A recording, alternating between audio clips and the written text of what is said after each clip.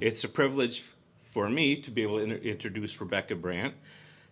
Rebecca is the manager of the Bay County Mosquito Control Program. She's been involved with mosquito control for about 25 years and has been the manager, I think, for like seven or 8 years. She is the president of the Michigan Mosquito Control Association, and because of her love of history, she's also involved with the Michigan Barn Preservation Network, and I always say this wrong, the Wachusville Carroll Area Historical Society.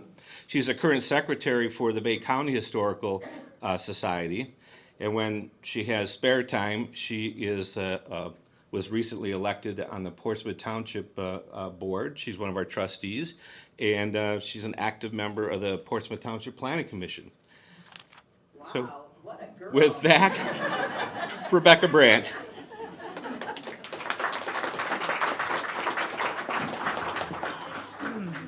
Thank you, Bob. Thanks for the introduction. I'm happy to be here today, and I'm happy that you're all here on a beautiful Saturday with the sun shining. I couldn't be more proud to talk to you about mosquitoes. That's what I do, and you're busy doing the math of how could this young face have been in mosquito control for 25 years. I can't believe it myself. So You started when you were 5 years old. that's exactly it. Here's your $20 too. That's it.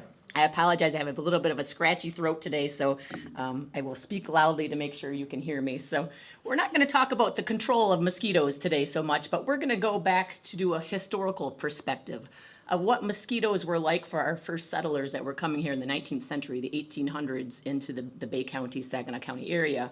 And we're going to talk a little bit, too, about malaria, which was quite rampant in this area during that time, too. So people don't really realize what big of a role mosquitoes did play in our first settlers when they came to this region. I am not an expert historian at all. Like most of you, I read things, I consume things get passed on. So these are my interpretations of how I've heard things and information I've received. So I apologize if things aren't completely accurate, but just roll with me. I think we'll be okay. A little bit of background on mosquitoes in Michigan. So some people, raise your hand if you live in Bay County. Oh, great, awesome. So people are surprised to find that there's only 4 countywide mosquito control programs in the state. And they're all right here in our region, Bay, Midland, Saginaw, and Tuscola. And that's not by coincidence. That is because of the topography of our land here. We're a very low-lying area. We're wetlands. We're kind of a watershed. So that makes perfect habitats for mosquitoes to breed. So our programs came about in 1975. There was an outbreak of an illness called St. Louis encephalitis that was afflicting humans. And at that time, some researchers from Michigan State University got with our local government leaders and tried to determine the best way possible to make sure that that risk of that virus didn't continue to spread to residents. And they came up with the idea of starting some mosquito control programs in our area. So that's how mosquito control started. In 1977, Saginaw County and Bay County formed the first joint mosquito control program, Saginaw Bay Mosquito Abatement Commission. And that lasted until about 1985 in what we call a political divorce, because you can imagine 2 different counties trying to run one program. So, every county each county kind of wanted their way. So we went our separate ways in 1985. Midland joined later, and then in the 1990s, Tuscola started their program. So our programs are very similar. We interact regularly with each other, and we all have the same missions. Number one is public health. We are public health programs primarily because we want to reduce the risk of any sort of illness coming to our residents. We want to reduce that risk of virus transmission. And in Bay County, that we are testing and surveying regularly for 5 different mosquito-transmitted viruses that are still present in this area. So that's goal number one. And of course, we want to improve the quality of life for all of our residents too. Anyone want to take a guess on how many mosquito species there are in the world? Do you know a mosquito is not just a mosquito? So anyone from mosquito control know that answer? This is a test. So there's about 3,000 different species of mosquitoes. And it's important for us to know these species because a species of mosquitoes tells us where that mosquito is breeding, who it's biting, what it's feeding on, how far it flies, and most importantly to us, what sort of viruses it can spread. So here in Bay County, we have about 30 common species that we find each summer. So we're always monitoring for them. I am going to make you learn something before you leave here today, and it's this. If you go home with one message, it's the reminder that mosquitoes start their life in water. They start as an aquatic organism, the first about 7 days of their life. A mosquito will lay its eggs either on the surface of water or near an area that's about to flood. and then it turns into a larva and a pupa before it emerges as an adult that flies away. So that's why when you think of mosquito control, we're always preaching about standing water and rains, and that's because that's where the mosquitoes are breeding. So if we eliminate some of those standing water sources, we can reduce mosquito numbers. So I ran this presentation past a test audience, and they told me it wasn't funny enough. So I didn't know how to make malaria funny, nor I didn't know if I should make malaria funny. So I just put some Far Side comics in once in a while about mosquitoes and thought that would kind of take the edge off. So as you can imagine, there's not a lot of written accounts of the history of mosquitoes in Michigan back from the 1800s. There's not a lot of written historical accounts about anything. So in some of our research, I've asked some of my historical society colleagues, thinking maybe that's from back when they went to school in the 1800s, was there anything that they could share with me? But apparently I have their ages off a little bit. So the first written published account we can find is from about 1793, Jacob Lindley. Jacob was a Quaker that came to Detroit for some treaties that were going to be signed. And he noted that last night, the mosquitoes exceeded anything of the kind I ever experienced. So already the 1700s, they're publishing information that mosquitoes are bad. In Detroit, that's not surprising because Detroit follows that coastline, wetlands, kind of watershed area. So let's focus more locally. Treaty of Saginaw, very important in this region because that is what secured the land that we are on right now for the United States government. The Treaty of Saginaw, of course, was somewhat controversial. This is 1819. Governor Lewis Cass, who was our territorial governor at the time, we weren't a state yet, he realized that this was going to be some prime real estate in Michigan because particularly the Saginaw River was going to be some prime real estate. So he kind of was working on this treaty with the Anishinaabe tribes that were here locally to secure this land. And it was a controversial treaty because in the end, the Native Americans ceded 6 million acres of their ground to the U.S. government in return for some hunting rights and annual payments and some other services the government was to give them. So that was about a quarter of the Lower Peninsula ground that we earned, or the United States government earned in this, I shouldn't say earned, received in this treaty. A fun fact, the guy on the left there is Captain Joseph Marsack. Captain Marsack came with Governor Cass to the treaty signing. The treaty signing took place in Saginaw, Hamilton Street and Throop, kind of Old Town Saginaw area. They came by horseback for the treaty signing, and it wasn't just the two of them. They knew it wasn't going to be a popular treaty signing, that there was going to be some pushback, so they had a schooner full of soldiers also that followed behind them up the coast into Bay City for some added protection. But the fun fact for me here is that Captain Marsack is my great-great-great-grandfather, so that's my connection here. I want you to look at this picture. You don't see any sort of historic, like family resemblance. Can you tell me no on that one, please? So once the treaty was negotiated, Governor Cass, we needed to develop this land. We want settlers to come in. We want the economy to start moving. So he wanted to figure out how to get people into the land. Well, the settlers didn't really want to come so much because they've heard some bad things about the Saginaw Bay area. It was nothing but wilderness. And they were concerned that there was some resentment from the Native American tribes that were here after the treaty. And they heard all about the illness, this ague, as they called it, that was in the area. So the Secretary of War at the time was James Monroe. And James Monroe determined the best thing we could do is establish a military presence up in Saginaw, and that will get people up here. So the goal of establishing Fort Saginaw was for the United States to have a better relationship with the Native Americans. The soldiers would be here. They could help protect anybody that was coming into the area and hopefully kind of establish get more establishment in the area. So Fort Saginaw would be the top star on that map would be where the Treaty of Saginaw was signed. The second star is where Fort Saginaw was, so about Court Street in Hamilton. And then you'll see there's a third star in the bottom, and that's where we're going to talk about a little bit later of Alexis de Tocqueville that came to the area. So everything kind of happened along the Saginaw River in that region. So the Treaty of Saginaw was signed in 1819. By 1822, the United States government sent Major Daniel Baker and 70 of his men, soldiers from Wisconsin, to Saginaw to establish this fort. And again, the goal was let's improve relations and let's get some people in and start settling the region. So Major Baker came, he checked out Saginaw, he just decided to establish the fort along the Saginaw River. He thought this will be great because we're near timber and we're near water and that will help us in this building process. He built the barracks on a bluff, on higher ground, because at the time, along the river. It's marshy kind of ground, and no one wanted to be in the marshy area. They associated with marshes with illness. And they associated the marsh with illness, it was they figured the fumes that were coming off these marshes, it was making people ill. And they knew people got sick by marshes and by wetlands. So he thought, I'll put this barracks up on the bluff a little bit to be protected. What they weren't really realizing at the time, it wasn't the marshes that made people ill. It was the mosquitoes that were breeding in the marshes that were transmitting this parasite and what they called ague, which we call malaria. So things didn't go well at Fort Saginaw. The only battle these soldiers fought at Fort Saginaw was the battle against mosquitoes and illness. And so let's say this fort was established probably about May or so of 1822. By July of 1822, one of the soldiers had already passed away. And by October of 22, word was getting to Detroit that things aren't going well at Fort Saginaw. People are getting sick. And so this is some headings from the Detroit Gazette newspaper at the time.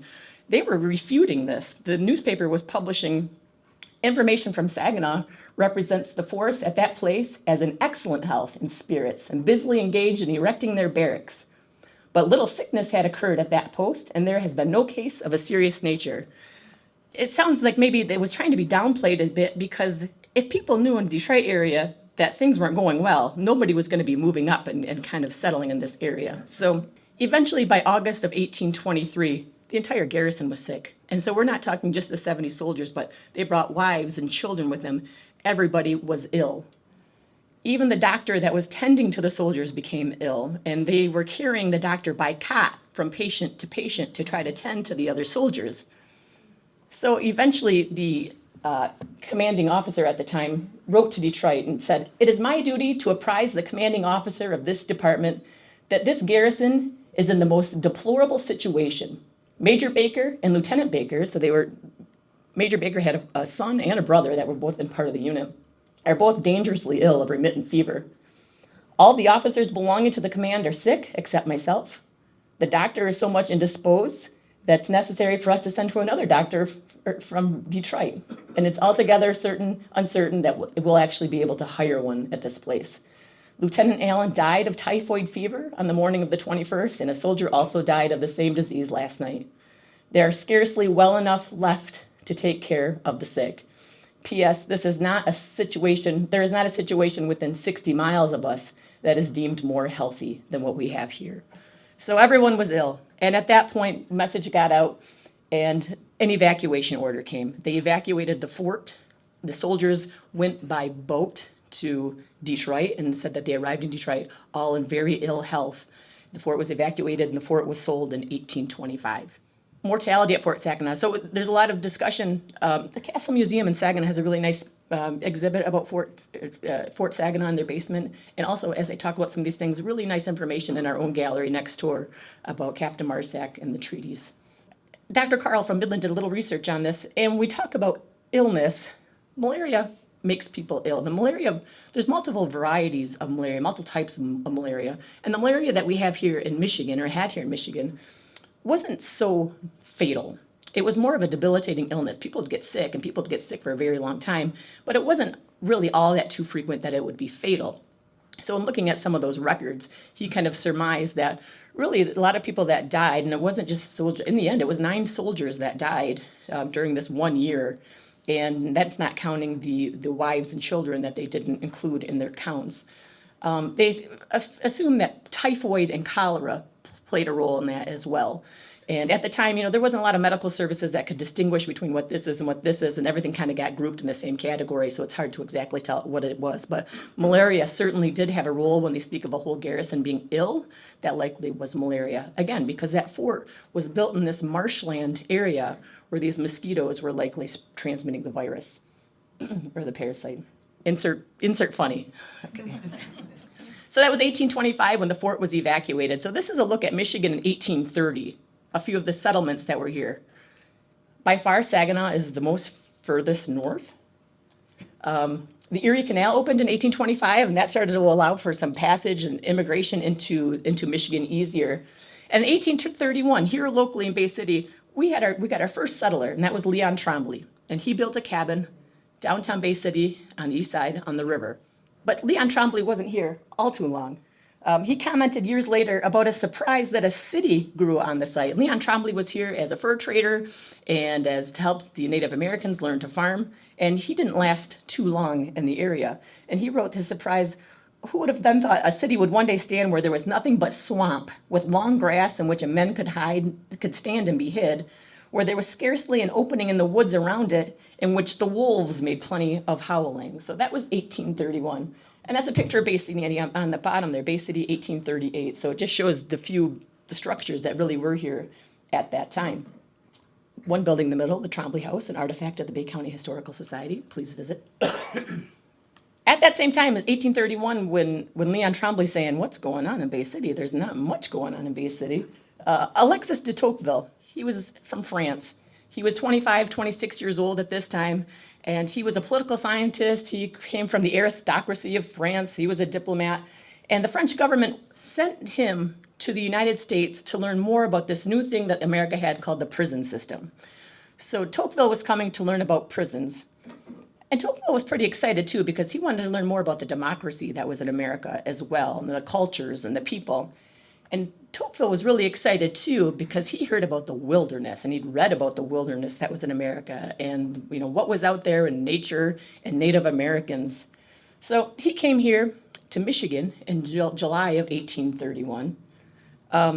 He did all of his research he wanted to do with the prison system on the East Coast, came to Detroit. He was disappointed. He was in New York City and kind of disappointed because there's no wilderness here. This is what I was expecting. And he came and met some Native Americans in New York, and he was quite disappointed, too, because it's not like what he had read in the books. These were gentlemen who were kind of in civilian clothes, and they were small and scrawny, and they were in the city. And he said, this isn't what I imagined. I really want to see the wilderness and what's out there. So he didn't really know where to go. He had come to America with his buddy Beaumont. So they said, let's just go west. So they ended in Detroit. On their way to Detroit, they're telling people how they want to go to Michigan. They're going to see the wilderness. We just want to see nature. We want to see trees. And people thought they were crazy. I mean, back then, you don't go to the wilderness. And that was the common message. What's in the wilderness is nothing but Native Americans and illness and swamp. And what are you going to go there for? So they were quite suspicious. So when the gentlemen got to Detroit, they thought, we better change our message. Let's change our tune. Let's tell people that we are French residents and we want to buy some land in Michigan. We want to settle. Let's buy some property. So they went to the U.S. Land Office, and a gentleman by the name of John Biddle was there. And they asked John Biddle, where would we go in Michigan if we want to see the wilderness? And John Biddle says, well, how about over here, St. Joseph area? There's some settlement going on. There's immigration. There's a really nice, safe path you can take there.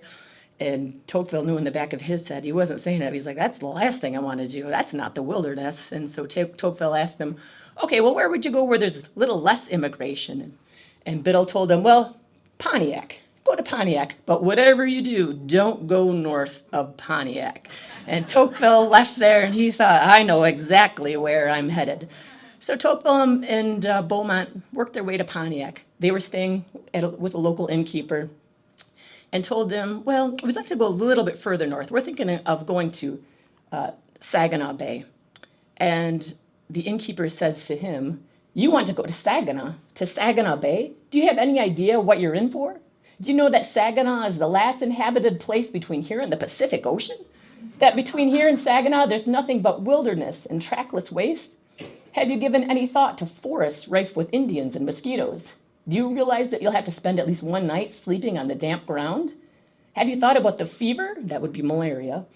Can you find your way in the wilderness, or will you lose yourselves in the labyrinth of our forests?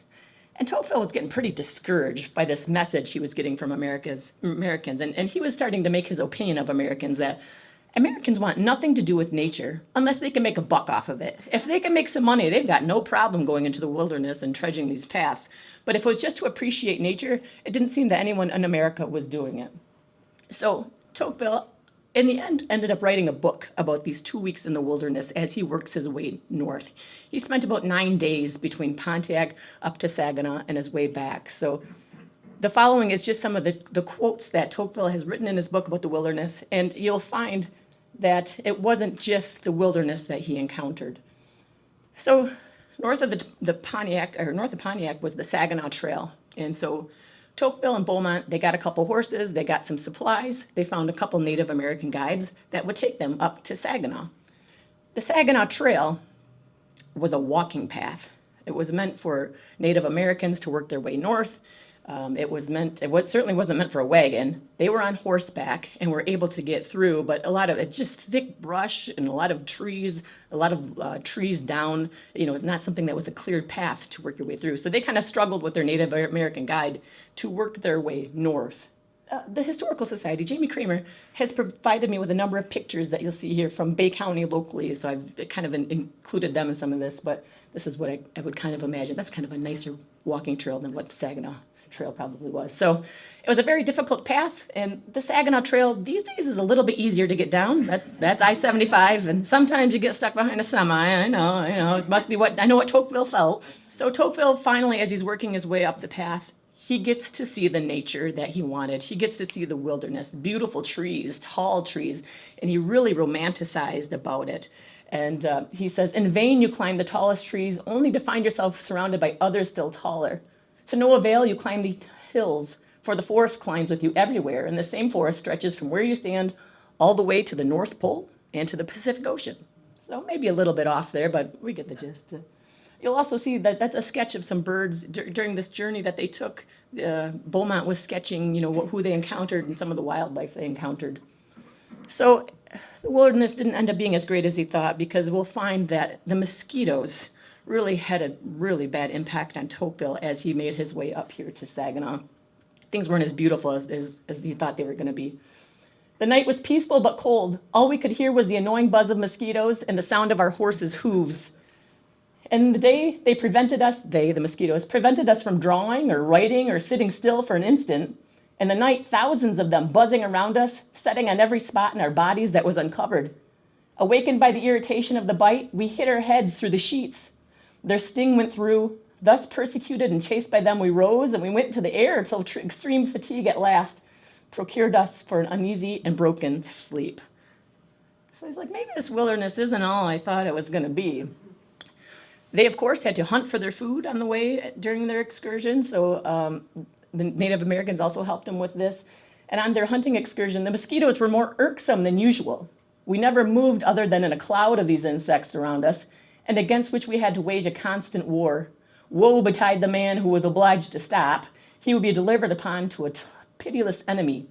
I recall being forced to load my rifle on the run because it was so difficult to stay still for a single moment. So again, that's mosquitoes during the day. When we're used to mosquitoes, it's nighttime at least when they're maybe that active.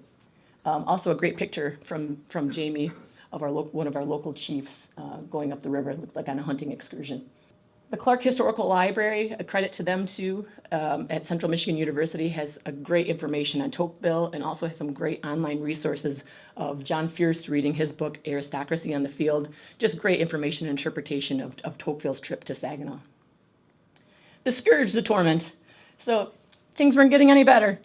These small midges are the scourge of the American wilderness. Their presence would be enough to make a long stay intolerable.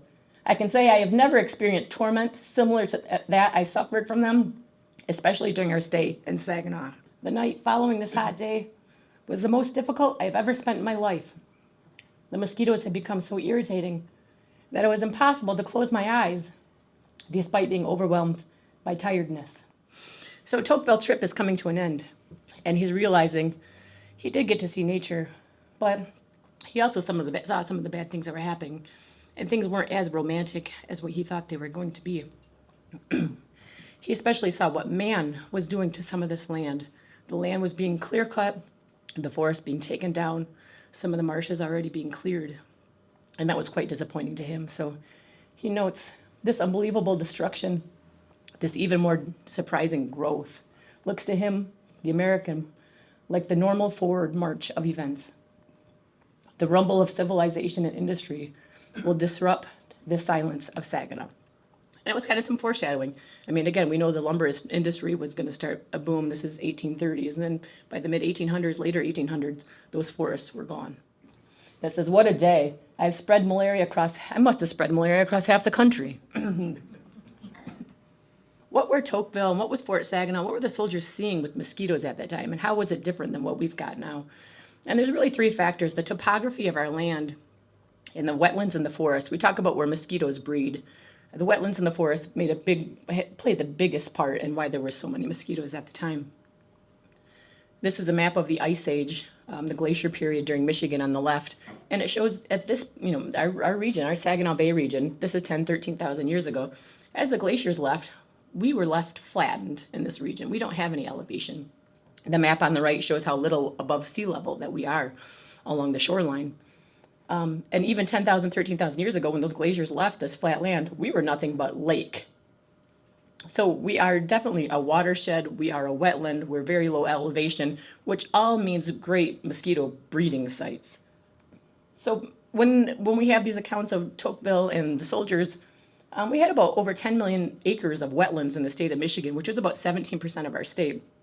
And by now, we've reduced the wetlands number by about 40%. And I'm not saying that's right or wrong. We're saying that happened as a result of development that was happening at the time that they started to drain these marshes. So we still have a lot of wetlands now. Back then, there was a lot more. Drainage efforts started to happen after these visits, mid to late 1800s. And the drainage were for two reasons: business economic reasons, and two, development reasons, and two, for public health reasons. So the government started enacting some laws to start draining some of these marshes so that they could get some settlement and they could get people farming, they could bring in new business, they could settle it for homes and cities. In addition, the State Board of Health was created about the later 1800s to start draining those swamps too. And they had another reason: for public health. To them, they wanted to drain the swamps because the swamps made people sick. They knew the swamps, people that had this ague lived near marshes. And even though it was a good thing that happened, it wasn't necessarily the swamps, again, that were making the people sick. It was the mosquitoes in the swamp that were making people sick. However, it worked to a benefit because malaria cases went down about 75% once these things started to happen. And that just meant less habitat for these mosquitoes, which meant less virus activity. Here's a newspaper article, 1919, The Michigan Farmer, a story of how dikes, ditches, dredges, and drains have transformed a useless swamp into the best farm in the Saginaw Valley. And so that was happening at the turn of the century. We were becoming agriculture. So we talked about wetlands and how wetlands played such a big role in causing so many mosquitoes. And the forests. So this is a historical look at the woodlots and the forests in Michigan over time. Of course, we became very forested once the glaciers left. And then about 1900, after the lumbering, the logging period, we were pretty much clear cut. So by 1900, about 50% of the forests in Michigan were gone. So again, forests for mosquitoes means that mosquitoes breed those forests when it rains or in the spring when we have snow melt. Those woods have packed pockets of water where mosquitoes will breed, so they'll cause mosquito breeding. Plus, we know in forests, mosquitoes want to hide somewhere cold and damp, dark and damp during the day, so they'll go into the forest. So anybody that was walking into the forest in the 1800, mosquitoes, I'm sure, were bombarding them. Cool picture. That's about 1900 in Bay County. I won't get into mosquito species with you, but this is where the importance of knowing your mosquito species come, because right here, this culprit at the top is Anopheles quadrimaculatus. And there's going to be a test. You have to pronounce that before you can get out the door. The Anopheles quads, as we call it, this is the malaria mosquito. This is the mosquito that we have here in Michigan. So anyone that was getting ague or forest fever at the time was getting bit by this mosquito. And this is a wetlands mosquito. So the Anopheles mosquitoes will breed in water where there's vegetation. So what we would think of as any sort of swamp, marsh, pond, where you see cattails where there's water, that's where you're gonna have the Anopheles mosquito. Wait a minute, McAllister, you fool. This isn't what I said to bring. And can you see he's holding a can of on instead of a can of off. So we've talked about mosquito numbers. We've talked about why we had mosquitoes here in the 1800s and what that was like compared to now. So just a little bit about malaria. This is a map of 1870. Malaria, as you can see, was all throughout the United States, even here in Michigan. And it was estimated during that time period in the 19th century, about 50 to 75% of all illness in Michigan was malaria. As again, they didn't know why it was here. They didn't know. They thought it was rotting vegetation in those swamps. They thought it was the swamp water. They didn't know it was mosquitoes. And we'll get a little bit into what malaria is, but the cause was unknown. Again, they thought it was bad air. So that's where the term malaria means bad, area, air. And malaria has been around forever, ancient Mesopotamia. I mean, just a parasite that's always been here. How it got here, the guess is that it came with European settlers or European movement. Malaria was at Jamestown Colony, 1 million cases of malaria during the Civil War, 8 presidents had malaria. So it was so common during the 19th century that people didn't think of it as an illness. They just thought it was the way of life. If you moved to Michigan, that was just kind of what happens when you lived in Michigan. That was just kind of how your health would turn in Michigan. Just a fact, 1858, 70% of the students at what's now MSU couldn't attend classes in later August into September because they were all out with malaria. Malaria is a parasite, and there's multiple types of malaria. There's probably, I think, 5 different variations of malaria, 5 different parasites of malaria. Plasmodium vivax is the malaria that you'll find in northern climates that's spread by that Anopheles mosquito I showed you. It's this type variant of malaria. What's good about our malaria is the fact that you'll get really sick, you'll get debilitating illness, but you don't necessarily die from it. So I guess that's the good thing about it. As opposed to the malaria that you hear about in Africa, that's Plasmodium falciparum. It's a very deadly parasite. Unfortunately, it's a tropical mosquito species that spreads that. So the malaria that our residents were experiencing in the 1900s kind of went like this, where it's a 48-hour cycle. The resident would get extreme chills, and extreme shivering that they said was like going through a threshing machine. And someone said they shivered so bad all the plates fell off the wall. And it was then followed by extreme fever and then profuse sweating. And that's a 24 hours, over the course of 24 hours. And then you have a day of good health. And then the next day is going to be your ague day, your sick day, the chills, the shivering, the sweating. And it could go on like that for days, for weeks, for months. And we'll see some accounts here of people who had it for over a couple of years. It was just, again, normalcy, a way of life. And as you can imagine, we're thinking of people coming in this region in the 1800s, the work that they had to do. They were coming here, they had to clear the land. They had to try to plant crops. They had to harvest those crops. They had to hunt. They had to provide for their families. They had to build homes. And they could only do it every other day if they had malaria when they were well enough. So just some sayings that we've encountered in some of our accounts from malaria in Michigan, 1800s. Don't go to Michigan, that land of ills. The word means ague, fever, and chills. And of every day there was sure as day would break, their neighbor Ager came that way, inviting them to shake. So the Bay City Times, there's a great resource that we've learned from Jamie. If you have a library card, the Bay County Library's website, you can access scans of the Bay City Times newspapers all the way back to 1880. And I don't recommend it unless you're going to fall into a wormhole doing that. So looking at mosquitoes and malaria, I mean, just a couple, it was mentioned constantly. I mean, constantly, probably every edition of the newspaper had a mention of mosquitoes and malaria from the 1880s going into the 1900s because it was so common. So just a couple funny sayings from the Bay City Times, 1889. The mosquito would make an excellent collector. He is unwearying in presenting his bill. For many days have vanished that we will hear the gay mosquito call, I'm busier than the busiest bee, and yet I get no praise at all. That's true, that poor mosquito. He's busy, but nobody appreciates him. So malaria is a way of life. Like I say, it was normal, and we've come across some historic accounts of how people kind of made their day, just kind of went about their day when they suffered from malaria. My father shook with the ague every day for 18 months. There were 10 all down at once. The crops went back into the ground. The animals suffered for food. The pale, sallow, bloated faces of that period were the rule. There were no healthy faces except for persons just arrived, and they would commonly ask a settler or someone that was coming in the area, oh, have you had malaria yet? No. Oh, okay, it's coming. Just so you know, it'll be here by the time fall comes, you'll get it. Very few persons escaped it. My father had it constantly, nearly 2.5 years. But as the country became cleared and swamps drained, the ague disappeared. So again, okay, what's the connection? Why is that happening? But they had some ingenuity in this. One Buchanan housewife rigged up a harness so her husband could churn the butter and rock the baby each time he was afflicted with the shakes. So there you go, that works. Put him to work, that's right. A regular occurrence that people had professional jobs, people had duties to do, and they had to schedule their routines working with it. So the minister would preach only on his non-ague days, his good days. The justice of the peace the same. The lawyer wouldn't schedule any cases those days. And the housewife, she'd get her chores done and just sit and wait because she knew it was coming. there's an account of a justice of the peace who had a wedding to perform later in the day. And so he drank some quinine in the morning, thinking that's going to help me out. And then he decided, I better take a little more quinine at lunch. And then by the time the wedding came, he was delirious and he couldn't perform his duties. So as I talk about malaria in the local news, the Bay City Times, it was very common here and it was all over the news. And it's just interesting to read in my profession, to follow the accounts of what was true and what wasn't true, and some kind of funny things to read. But, you know, one doctor mentioning in here that there's no way a mosquito, people are asking, well, can a mosquito kill somebody? And no, there's no way a mosquito can kill somebody. It's just this little tiny insect. How could that happen? Well, we know that's not true. And they thought mosquitoes were good because mosquitoes were cleaning the air around the swamps. They thought maybe the mosquito was consuming that noxious air, and so it might have been good for the community.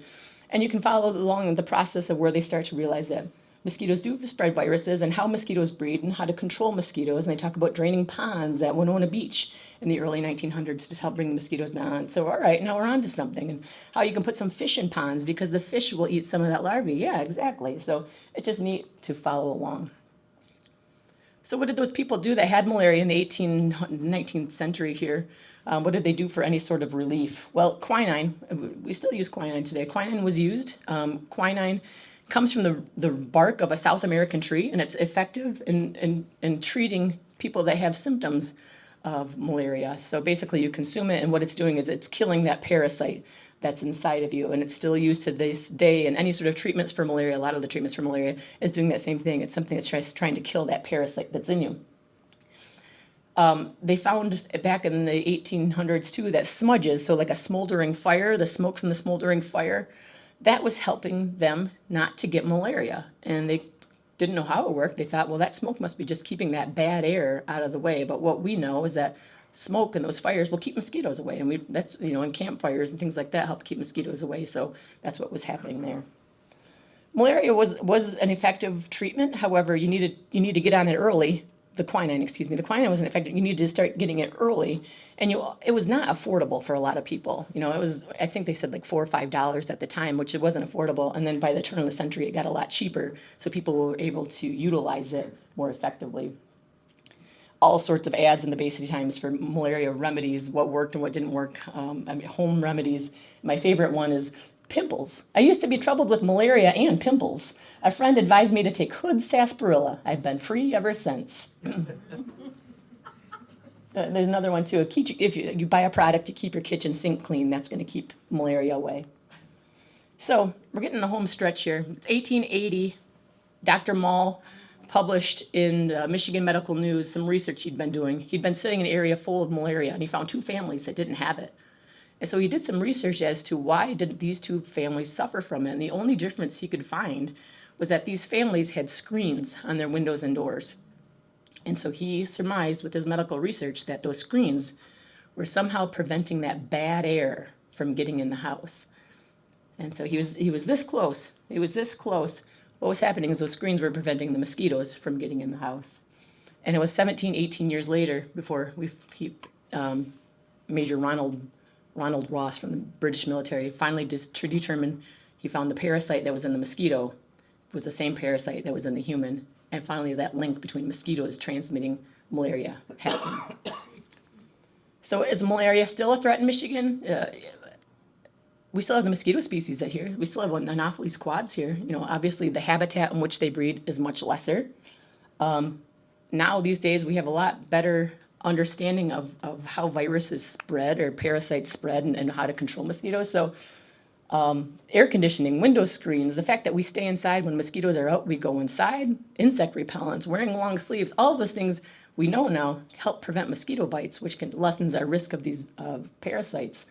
But most importantly is that malaria is spread by a mosquito, but it's from a mosquito biting an infected person with malaria, and then they transmit it to a non-infected person.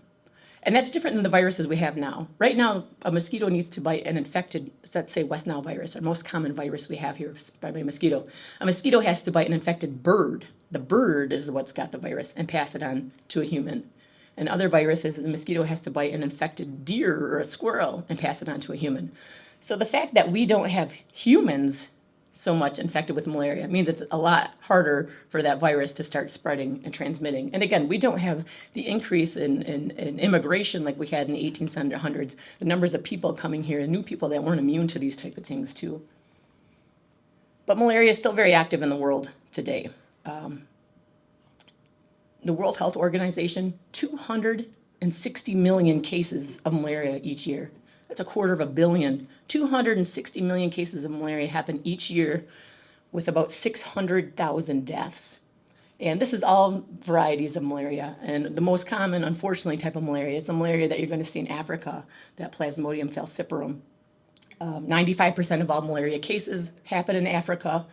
And unfortunately, most of those cases that happen, fatalities, are children under the age of 5 because they just haven't developed the immunity to getting bit by that mosquito with that parasite.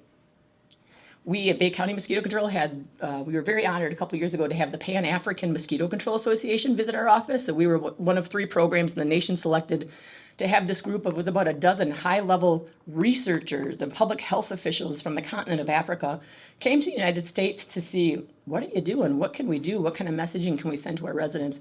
And it was a great day to just information share and a reminder of what's happening. This is a very global thing that's happening, what's happening outside of Bay County. So we had a lot of discussion and, kind of got down to, just telling your residents about, screens, and if you have screens, and keeping your doors closed. And these very educated people saying, we don't have screens. We can't afford screens, and it's just gut wrenching because we're so fortunate to have what we have here. And we take that for granted that we don't have situations like this, that we've got public health programs that are in existence to help monitoring these type of things, but that it's still just an ocean away before, that other people are suffering from it. So that is all I have today. Now, how many mosquito species are there in the world? There, good answer. Okay, that was it. You're excused. Does anyone have any questions? I'd be happy to answer any questions. Yes. Is our mosquito control entirely funded within Bay County or the state of Michigan? We don't count on any federal support? Correct. We are entirely funded through a millage, thanks to our residents that support our millage. We are funded through that. Just want to make sure we're not relying on Yes. federal support. Correct. Could be the spirit of it. Correct. Yes. Yeah. Yeah. Any other questions?